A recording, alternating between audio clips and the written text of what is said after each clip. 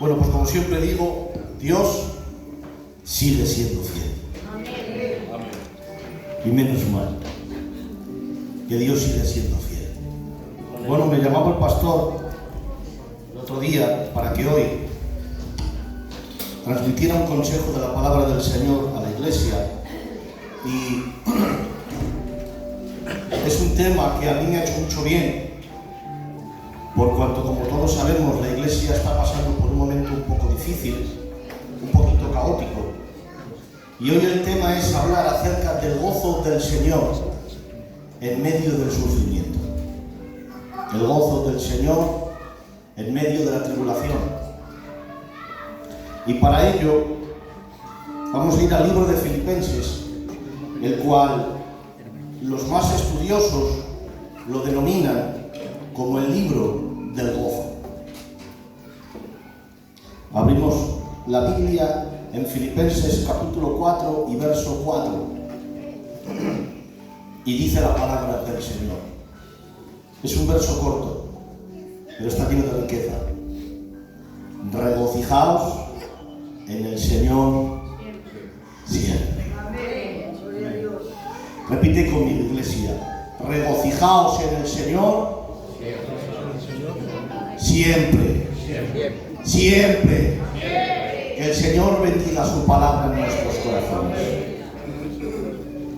Bueno, pues este mundo nos ha vendido que gozo es sinónimo de bienestar, sinónimo de riqueza, sinónimo de días soleados y nubes, sinónimo de que todo lo que me rodea me va bien, de que todo lo que está a mi alrededor va bien.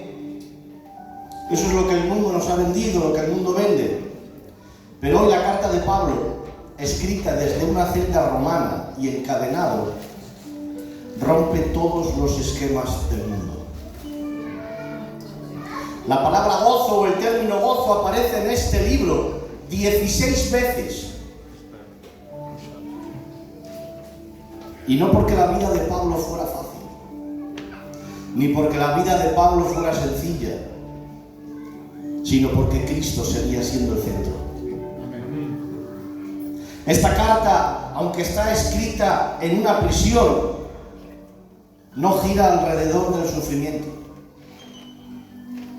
no gira en torno al dolor, gira en torno al gozo que brota de una relación con Dios. Pablo no escribió esta carta desde la comodidad o desde un buen colchón, sino desde los barrotes y las cadenas. Pero aún así, cada palabra, cada frase, cada sílaba de este precioso libro golpea en el corazón con libertad. Aquí no hay quejas, hay gozo. No hay desánimo, hay propósito. Porque cuando Cristo es el centro de tu vida, ni las prisiones podrán apagar el gozo que hay en ti. Como todos saben, Filipo, una colonia romana ubicada en Macedonia, al norte de Grecia, la primera ciudad europea donde Pablo predicó el Evangelio.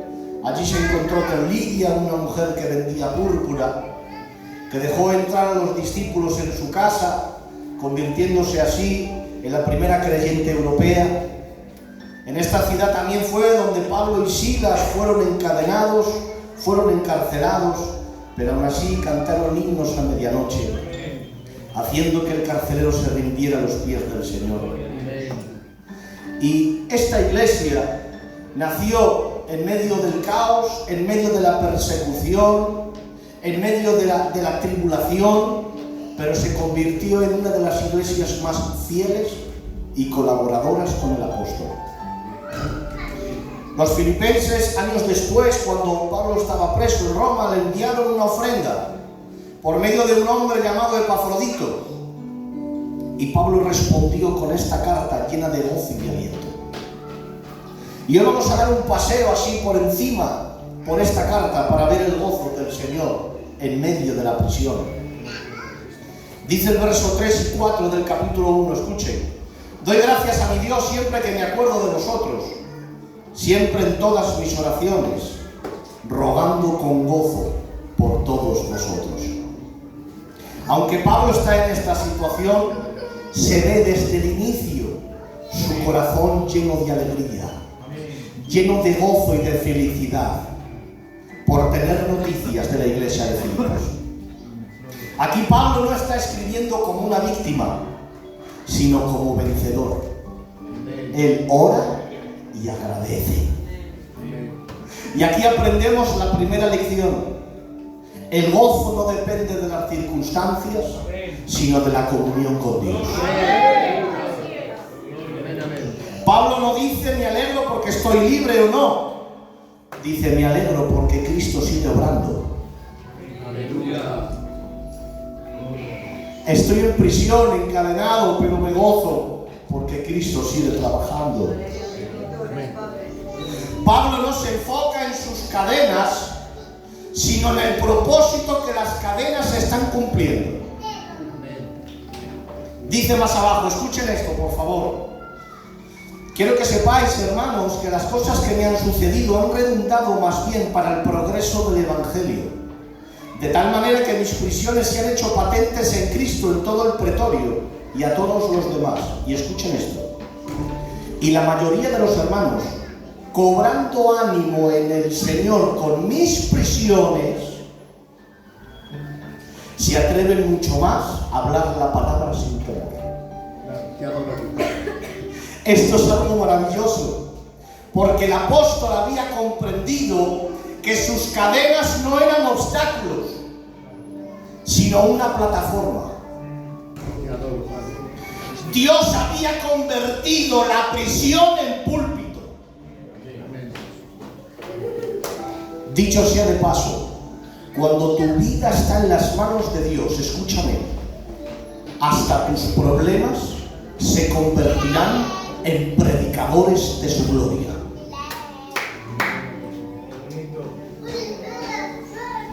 Cuando tu vida está en las manos de Dios, hasta los desiertos serán testimonio de su gracia y de su amor. Las pruebas que parecen que van a hundirte se convertirán en testimonio para levantar a otros. Dice la palabra que somos consolados para consolar a los demás. Es decir, tus heridas se convertirán en el consuelo de otros. Y esto es lo que Pablo está entendiendo. Pero ahora dice Pablo, versículo 21, porque para mí el vivir es Cristo. ¿Pero qué dices, Pablo? ¿De qué vida hablas? Si estás preso, encadenado. Para mí el vivir es Cristo. Porque el creyente genuino no teme perder, porque ya ganó en Él. Aleluya. No teme a morir, porque ya vive en Él. No teme a lo que pasa externamente, porque la eternidad habita dentro de Él. Por lo tanto, el gozo no viene por lo que tienes, sino a quien perteneces. Pero ahora llegamos al capítulo 3 de Filipenses. Y dice, yo prosigo a la meta. Prosigo a la meta. Y decía yo, pero vamos a ver, ¿cómo es esto, Pablo? Si estás preso. La palabra prosigo significa en el diccionario, escuche, significa que se continúa una acción que ya se había comenzado y se trata de una constante actividad. Es decir, estamos en continuo paso hacia la meta. No nos detenemos, no nos paramos, sino que avanzamos, continuamos, seguimos adelante en el gozo del Señor. Este es el término griego que se empleaba para describir el trabajo de los agricultores cuando se tenían que abrir paso entre la maleza. Yo prosigo a la meta. Pero pregunto yo, Pablo, ¿qué meta? Si estás preso entre barrotes y cadenas. Aquí Pablo no habla de un lugar físico, sino de un caminar y una relación más profunda con Cristo. Amén. Esa es la meta. La meta es conocerle a Él. Yo prosigo a la meta. He aquí la esencia del gozo del creyente. El gozo no es alcanzar cosas, es seguir caminando con Él. He aquí la clave. El gozo es seguir caminando con Él. En prisiones, en cadenas, en desiertos, en tempestades, pero sigo caminando con Él. ¿Cuántos creen esta palabra? Levanta tu mano y di un vivo gloria a Dios. Pero ahora quiero hablarte de otro personaje, otro testigo que habla del gozo del Señor. Y este es un hombre que se llama Habacuc, el profeta Habacuc, uno de los profetas menores del Antiguo Testamento. El profeta no estaba particularmente gozoso cuando vio que su nación iba a ser devastada por una nación extranjera y pagana. El profeta no canta desde una terraza tranquilo, desde un balcón, no. Él está viendo a Babilonia afilando las espadas, sabiendo que Judá caería, casas vacías, templo en ruinas, cosechas quemadas. El profeta habla literalmente del derrumbe total de su mundo. Habacuc ve el futuro y ve al pueblo en el exilio y pregunta: Señor, ¿cómo lo permites? Y Dios responde. Escuchen esto, por favor. Esta es la base de la doctrina de Pablo. Escuchen. Mas el justo por la fe vivirá. Amén. El profeta está abrumado por la contestación. Dice la Biblia que tembló y lloró. Tembló ante la situación, tembló ante la circunstancia, ante lo que venía de camino. Pero justo ahí nace, escucha, aunque la higuera no florezca, ni en las vides haya frutos, aunque falte el producto del olivo y los labrados no den mantenimiento, aunque sean quitadas las ovejas de la majada y no haya vaca en los corrales, con todo yo me alegraré en Jehová y me gozaré en el Dios de mi salvación. Amén. Gloria a Dios. ¿Entiendes esto, iglesia? No habla de una tontería. Esto no es poesía romantizada. Es un hombre viendo a su país morir. Está viendo que su nación va a caer en manos de Babilonia. Su futuro cenizas. Pero aún así elige adorar. Aleluya. Aunque ve la que viene, aunque ve la ruina, aunque ve el problema, el profeta elige adorarle. Amén. ¿No te llena de alegría esto, iglesia? Escúchame, esto no es negación, es adoración en su máxima expresión. Y no porque el profeta sea un masoquista, no, sino porque el profeta descubrió que aun perdiéndolo todo, lo seguiría teniendo todo. Amén. Perdería el templo, pero no al Dios del templo. Perdería las cosechas, pero no al Dios de las cosechas. Perdería la higuera, pero no al Dios de la higuera. Aunque lo perdiera todo, seguimos teniéndolo todo. Porque el todo tiene un nombre. Y ese es Cristo, el Hijo de Dios. hay algo que me llama la atención, y es que el gozo no aparece después del derrumbe, aparece en medio del derrumbe. Pero sigue escribiendo el profeta. Escucha esto, por favor. Verso 19. Jehová el Señor es mi fortaleza. Y ahora dice, el cual hace mis pies como de ciervas y en mis alturas me hace andar. Y decía yo, ¿qué es esto? Pero sabemos que Dios no habla para rellenar espacios, sino que cuando Dios habla es porque algo tiene que decir. Amén. Y yo me he puesto a mirar qué habilidades o qué capacidades tiene un ciervo. Un ciervo tiene la capacidad para moverse por terrenos resbaladizos. Sus pezuñas son tan especiales que distribuyen el peso de una manera perfecta y consigue un agarre total de los terrenos más peligrosos. Tiene tendones elásticos, musculatura ligera y fibrosa para así mantener un equilibrio perfecto. Un ciervo pisa con tanta seguridad que puede moverse por cualquier terreno. Puede cruzar cualquier sitio sin caer. Y ahora escúchame, imagínate una montaña, se desata una tormenta, el terreno es intransitable, peligroso, resbaladizo, pero de repente aparece por aquí una cierva. Sus pezuñas son perfectas, su musculatura es ligera, su paso es firme, su paso es seguro, no cae. Eso es lo que hace el gozo de Dios en ti, iglesia. Te da fuerza en tu caminar, firmeza en cada paso que das.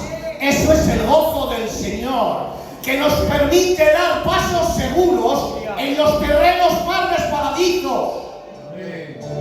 Te permite dar pasos firmes, aunque el terreno ceda. El gozo no es ausencia de lágrimas, es presencia de Dios. El gozo no se fabrica, no se fuerza, es el fruto del Espíritu. El fruto es la evidencia de la vida del árbol. De la misma manera, el gozo es la evidencia de la vida de Cristo en el creyente. Por eso la fe se sostiene, la esperanza no colapsa, el alma no se rinde. Porque el justo vive por esa fe. Y esa fe es la que nos hace mantener los pies firmes cuando el suelo parece que se va a derrumbar. El gozo es la fuerza de tus pasos. Y volvemos al texto de partida. Regocijaos en el Señor siempre. Al final esto no es un eslogan de esos que dicen positivos, es una orden, es un mandamiento apoyado en el carácter de Dios que no cambia. Pablo no dice regocijaos en la libertad, Pablo dice regocijaos en el Señor. Ay, Padre, ¿en qué? En que su fidelidad no tiembla mientras mis barrotes sí. Habacuc aprendió lo mismo, sin hijos, sin vacas, sin fruto, pero el profeta fija los ojos en el Salvador y su cuerpo se vuelve firme como cierva en despeñadero. El gozo brota de esa mirada, el gozo brota de mirarle a Él. Por eso el gozo no compite. Escúchame, iglesia, el gozo no compite. Se puede tener dolor y se puede estar gozoso. Habacuc, escucha, tiembla, llora, pero decide adorar. Y Pablo, mientras otros lloran, él canta. Mientras otros se quejan, él agradece. Pablo escribe gozo desde la cárcel, encadenado.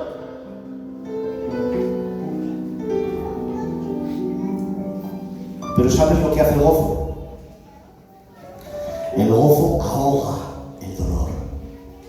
El gozo ahoga el sufrimiento. El gozo te da fuerzas para continuar. El gozo te capacita para seguir caminando. Pablo escribe: regocijaos en el Señor. Gozo, ¿por qué? Porque Cristo es el centro. Aunque las cadenas sigan ahí, Cristo sigue siendo el centro. Habacuc ve que Babilonia viene, pero aún así canta. Cárcel y exilio. Pablo en la cárcel, Habacuc en el exilio. Hombres diferentes, ruinas distintas, tiempos diferentes, pero el gozo es el mismo. Amén. Aleluya. Y hoy tengo que decir que el gozo no es un sentimiento, jóvenes. El gozo no es un talento. El gozo es firmeza para el desierto. Es fuerza para caminar. El gozo es lo que nos mantiene derechos cuando todo cae. El gozo sirve para abrazar la cruz y no soltarla jamás. La clave del gozo está en la fuente, porque no siempre puedes alegrarte de lo que te ocurre. Pablo en sus cadenas, Habacuc en la ruina, pero siempre pudieron gozarse en el Señor. Por eso, iglesia, hoy el mensaje es: gózate, regocíjate, no en la herida, no en el dolor, sino a pesar de ello. Regocíjate, gózate. El gozo no está fuera. Hay gente que busca el gozo fuera. El gozo habita dentro de ti. Cristo es la fuente de todo gozo del universo. Cristo es la fuente de todo gozo del universo. Así que, como dice la Biblia, puestos los ojos en Cristo Jesús, el autor y consumador de la fe. La única fuente, escucha, Cristo, la única fuente que convierte las cadenas en púlpitos y las sendas resbaladizas en caminos seguros. Ese es el gozo del Señor.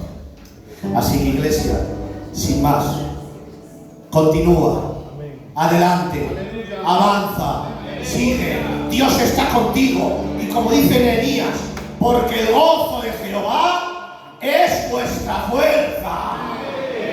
Así que, sin más, iglesia del Señor, un aplauso al Señor y que Dios te bendiga.